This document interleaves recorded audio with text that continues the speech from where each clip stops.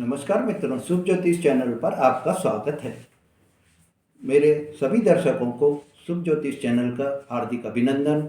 मेरा और मेरी टीम की तरफ से आपके लिए जो ये समय आ रहा है बहुत ही शुभ रहे। राहु ग्रह 18 मार्च को नक्षत्र परिवर्तन कर रहे हैं और 18 मई को राशि परिवर्तन करेंगे।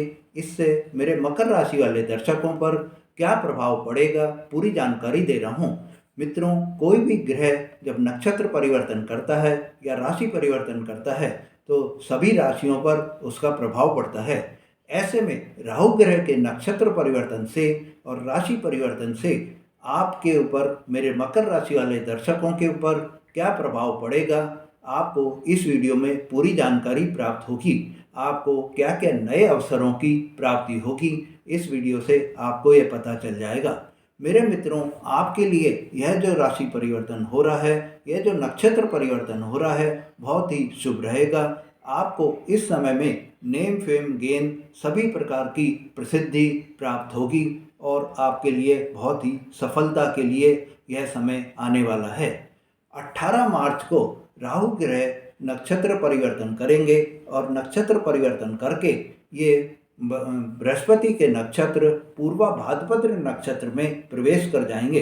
18 मई को कुंभ राशि में प्रवेश करेंगे।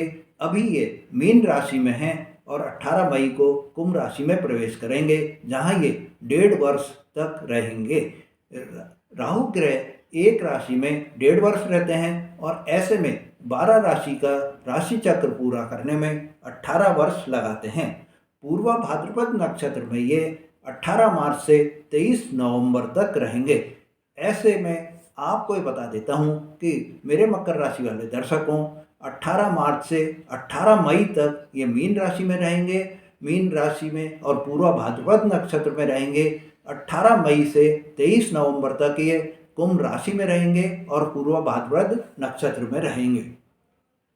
18 मई को जब राहु जो है अपना राशि परिवर्तन करेंगे तो ये मूल त्रिकोण राशि कुंभ राशि में प्रवेश करेंगे और आपको अच्छे परिणाम देंगे, क्योंकि ये आपके द्वितीय भाव में हो जाएगा। और राहु जो है वो एक ऐसी ताकत रखते हैं कि किसी भी व्यक्ति को राजा बना सकते हैं, और अगर सही ढंग से सही कार्य करें तो व्यक्ति राजा बनने में भी देर नहीं लगती, उसको रातों रात राजा बना देते हैं। तो वहीं अगर राहु ग्रह जो है अगर किसी व्यक्ति को दंडित करते हैं तो उसको पल भर में भी जो है इतना उसको दंड देते हैं कि वो राजा से रंक भी बन सकता है। साथियों, राहु ग्रह को कलयुग के राजा की उपाधि भी हम दे सकते हैं। कलयुग में धन से जुड़ी हुई जो भी कोई भी राह होती है वो राहु से ही होकर निकलती है। राहु के कारण ही आप में इच्छाएं जागृत होती हैं। राहु अपनी राशि में व नक्षत्र में जो परिवर्तन करते हैं उससे आपकी इच्छाएं इधर उधर होती हैं, उससे आपकी जो है राशि पर भी प्रभाव पड़ता है और राशि पर प्रभाव से आपको सभी तरह की कभी सफलता भी मिलती हैं तो सभी तरह की कभी असफलता भी मिल सकती हैं। मेरे मित्रों, जब राहु मीन राशि से कुंभ राशि में प्रवेश करेंगे और पूर्व भाद्रपद नक्षत्र में 18 मार्च से 23 नवंबर तक रहेंगे, तो ऐसे आपको बता देता हूँ कि ये 18 मार्च से 18 मई तक रहेंगे मीन राशि में, 18 मई से 23 नवंबर तक रहेंगे कुंभ राशि में, और इनकी जो डिग्री रहेगी वो 3 डिग्री 20 सेंटीग्रेड से ये 20 डिग्री तक रहेंगे पूर्वा भाद्रपद नक्षत्र में। अब इस नक्षत्र में जब ये 18 मई को ये 23 नवंबर तक रहेंगे, 18 मई से 23 नवंबर तक के बीच में जब ये कुंभ राशि में रहेंगे तो कुंभ राशि में रहने से आप में ग्रोथ बहुत ही ज़्यादा होगा। मेरे मकर राशि वालों, आपके लिए ये जो नक्षत्र का रहेगा इसमें आपका विकास बहुत ज़्यादा हो जाएगा। देवगुरु बृहस्पति का नक्षत्र होने के कारण आप में ज्ञान बहुत ज़्यादा आपको पैदा होगा, ज्ञान की आपको उत्पत्ति बहुत ज़्यादा होगी, और पराक्रम स्थान के स्वामी होने के कारण आप में ये बहुत ही अच्छा समय आपके लिए आ रहा है। राहु का जन्म इच्छा के कारण होता है। जिन व्यक्तियों में इच्छा बहुत ज़्यादा होती है, जिन व्यक्तियों में जुनून बहुत ज़्यादा होता है, उस जुनून के कारण ही वो अपने सभी कार्यों को पूरा कर लेते हैं। वो जुनून के कारण, जुनून से कोई भी कार्य को करने में सफल होते हैं। उनमें जुनून इतना होता है कि चाहे कुछ भी हो जाए, हम हमारे कार्य को पूरा करते ही रहेंगे। उसमें आपको ये बता देता हूँ कि राहु ग्रह में जब उनको अमृत पाने की इच्छा थी, तो उन्होंने राहु ग्रह में जब अमृत पाने की इच्छा हुई, तो उन्होंने छद्म रूप धारण करके, जब अमृत का बंटवा बांट रहे थे भगवान विष्णु, तो उन्होंने अमृत को पाने के लिए उस देवताओं का रूप धारण करके देवताओं के साथ बैठ गए और अमृत पान भी कर लिया। ऐसे में जब भगवान विष्णु को ये पता चला, तो उन्होंने तलवार से राहु का जो है धड़ से अलग कर दिया।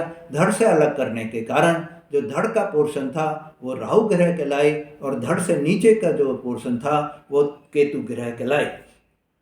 तो राहु साथियों, जनरल में ये होता है कि प्रत्येक व्यक्ति ये सोचता है कि मेरे राहु की दशा आ गई। राहु की दशा आने से वो डरने लगता है, जबकि राहु ऐसा ग्रह नहीं है जिससे कि डरा जाए। कोई भी ग्रह ऐसा नहीं होता है जिससे डरने की ज़रूरत होती है। पर जब हम बिना डरे उस ग्रह को समझ लें, उस ग्रह की चाल को समझ लें, तो हमारे को एक ही फायदा होता है कि हम उस ग्रह के जो है चाल को समझ के, उस ग्रह के साध्य और साधन को अगर हम समझ लें कि किस प्रकार से हम उस ग्रह को खुश रख सकते हैं, उसकी खुश रहने से हमें भी खुशी प्राप्त होती है, हमारे कार्यों में सफलता मिलती है। मेरे मित्रों, कुछ कर गुजरने की जो इच्छा अगर आप में है, कुछ कर गुजरने का अगर आप में जुनून पैदा हो जाता है, तो आप उस कोई भी कार्य हो, उस कार्य को आप अच्छी तरह से पूरा कर लेते हैं।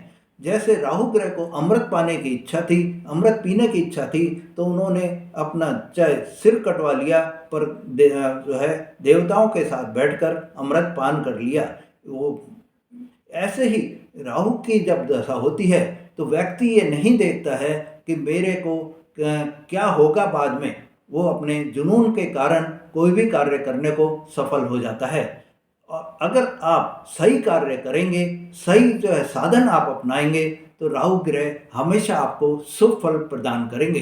वहीं आप गलत तरीके से आप कोई भी कार्य को करने में सफल तैयार रहेंगे, तो आपको राहु ग्रह दंडित भी कर सकते हैं। राहु ग्रह जो है, आपको मैं बता देता हूँ कि तकनीक के कारण जो है बहुत ही विज्ञान के जो है उसको सफलता देते हैं। वैज्ञानिक ढंग से कोई भी कार्य को आप टेक्नोलॉजी के कारण साथ में करते हैं, तो उनको बहुत ही खुशी होती है, और राहु ग्रह खुश होकर आपको उस कार्य में सफलता भी दिलाते हैं। राहु ग्रह ग्लैमर के और प्रसिद्धि के कारक होते हैं। इसी ग्लैमर और प्रसिद्धि के कारण जो व्यक्ति ये कार्य करते हैं, उनके लिए उनको सफलता प्राप्त होती है, नेम फेम गेन सभी प्राप्त हो जाता है। राहु ग्रह जब आपके दूसरे भाव में आ जाएंगे, तो उनको ये बता देता हूँ कि कोई भी आपके विदेश से संबंधित कोई भी कार्य आपके चल रहे हैं, उन कार्यों में आपके लिए यह कारक ग्रह बन जाएंगे, और कारक ग्रह बनने के कारण आप में बहुत ही सफलता की प्राप्ति होगी। अगर चंद्रमा के साथ में राहु की युति बन जाती है, तो यह बहुत ही खराब युति मानी जाती है, और राहु को जो है मन का साथ मिलने के कारण आपको इतना जो है ये मतलब विपरीत प्रभाव डालती है ये युति, क्योंकि चंद्रमा और राहु की युति सही नहीं होती। ऐसे में जो आप कोई भी व्यक्ति इस युति के कारण आप ये मान लीजिए कि व्यक्ति इतना परेशान हो जाता है कि वो पागलपन तक की हद पर आ जाता है, या सुसाइड करने की भी जो है प्लानिंग कर लेता है। इस प्लानिंग से या ये जो युति है वो आपको आत्महत्या तक भी पहुंचा सकती है। अगर आप राहु को समझकर उसको जो है सही ढंग से आप उनके कार्यों को पूरा करेंगे, सही ढंग से आप अपने तरीके से आगे बढ़ेंगे, तो आपको लाभ की प्राप्ति होगी। राहु ग्रह हमेशा ज्ञान के कारक होते हैं। आप अगर टीचिंग का कोई भी कार्य कर रहे हैं, कोई भी ऐसा कार्य कर रहे हैं जिसमें आपको मैनेजमेंट करना पड़े तो आपको फ़ायदा होगा। सेल्स का आप कार्य कर रहे हैं, मार्केटिंग का आप कार्य कर रहे हैं, बैंकिंग का कार्य कर रहे हैं, टूर्स और ट्रेवल्स का अगर आप कार्य कर रहे हैं तो आपको लाभ की प्राप्ति होगी। 18 मार्च से जब राहु आपको लाभ बढ़ा देंगे और 29 मार्च तक आपके लिए यह समय बहुत ही अच्छा रहेगा। 18 मार्च से 29 मार्च तक। 29 मार्च को जब राहु मीन राशि जब शनि मीन राशि में आ जाएंगे, शनि के मीन राशि में आने के कारण राहु और शनि की युति बन जाएगी और ये राहु और शनि की युति जो है वो एक श्रापित युति होती है। इसमें आपको जो है अशुभ फलों की प्राप्ति ज़्यादा होती है। ऐसे में आपको जब ये युति बन जाती है 29 मार्च को, तो आपको ही बता देता हूँ कि इस समय आपके पिता का जो स्वास्थ्य है उसमें आपको बहुत ही समस्याएं उत्पन्न हो सकती हैं। 50 दिन का ये समय रहेगा। 50 दिन आपको अपने पिता की सेहत का बहुत ही ज़्यादा ध्यान रखना है।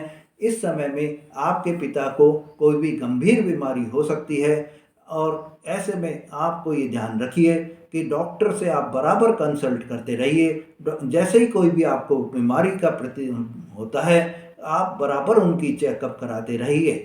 18 मई को राहु आपके दूसरे भाव में जब आ जाएंगे तो धन वृद्धि आपको बहुत ज़्यादा हो जाएगी। धन की इतनी आगमन बनना आपके ऊपर बनता रहेगा कि आपको धन का सोर्स जो है डेवलप होते हुए दिखाई देंगे और धन की कभी भी कमी नहीं होगी। राहु आपके धन भाव में 2-1.5 साल तक रहेंगे और 1.5 साल में आपको हर तरह से धन लाभ की प्राप्ति होगी।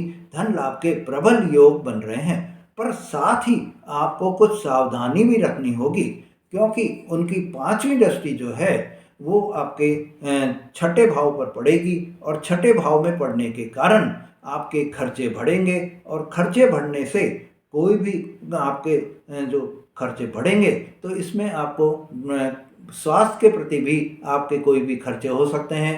कोर्ट कचहरी के कोई मुकदमे में आपके खर्चे हो सकते हैं। कोई आपके चोरी होने के चांस हो सकते हैं। कोई आपको बीमारी होने के चांस हो सकते हैं। एक्सीडेंट होने के चांस हो सकते हैं।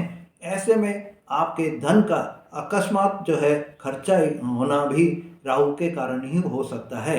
आप थोड़ा ध्यान रखकर अपनी सेहत का, अपने जो है आपके जो कोर्ट कचहरी के मुकदमे हैं इनसे बचकर आप चलेंगे। कानूनी मामलों में आप पूरा अपना सहयोग देंगे। किसी भी कानून के मामलों में आप नहीं पड़ेंगे तो आपके लिए बहुत अच्छा रहेगा। मेरे मित्रों, धन के मामले में जब वृद्धि के भी योग आपको बनाएंगे तो धन के खर्च के भी योग आपको बन जाएंगे। आपके लिए यह जो धन का आगमन और धन का खर्च ये सब जो है राहु के कारण ही होगा। राहु जो है धोखा के कारक भी होते हैं।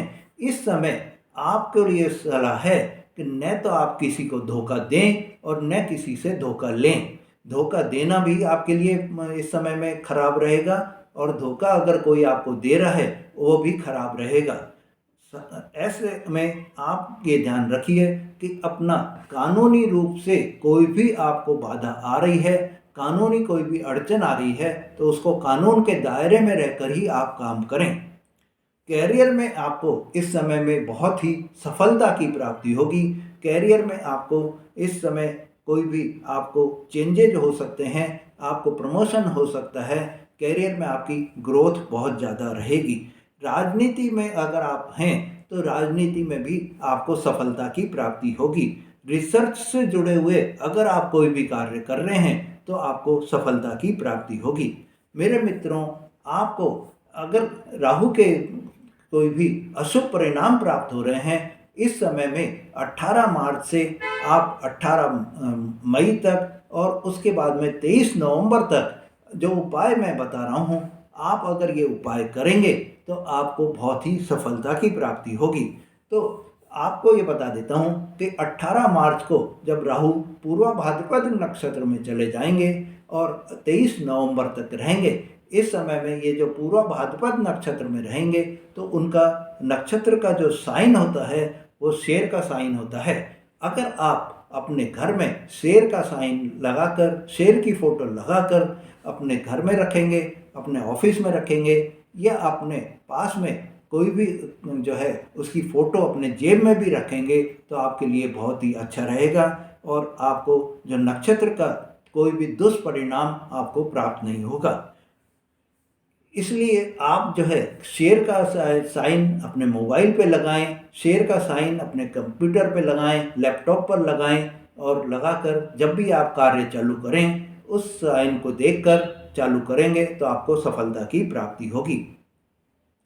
राहु के लिए अगर आप किसी भी मंदिर में 100 दिन तक झाड़ू लगाएंगे तो आपको राहु ग्रह की जो है दुष्परिणाम प्राप्त नहीं होंगे।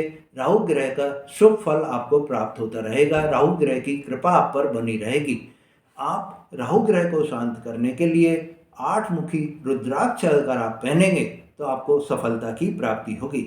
मेरे मित्रों, आप ये उपाय करिए और आपको राहु ग्रह की जो कृपा है वो प्राप्त होती रहेगी। तो आपके सभी काम मेरे मकर राशि वालों आपके बनते रहेंगे और आपको हर कार्य में सफलता मिलेगी, लाभ मिलेगा। यही मेरी भगवान से कामना है। मेरे मित्रों, अगर आपने मेरा चैनल अभी तक सब्सक्राइब नहीं करा है तो मेरे चैनल को सब्सक्राइब करें, लाइक और शेयर करें, जिससे आपको ऐसी जानकारियाँ बराबर मिलती रहें। धन्यवाद।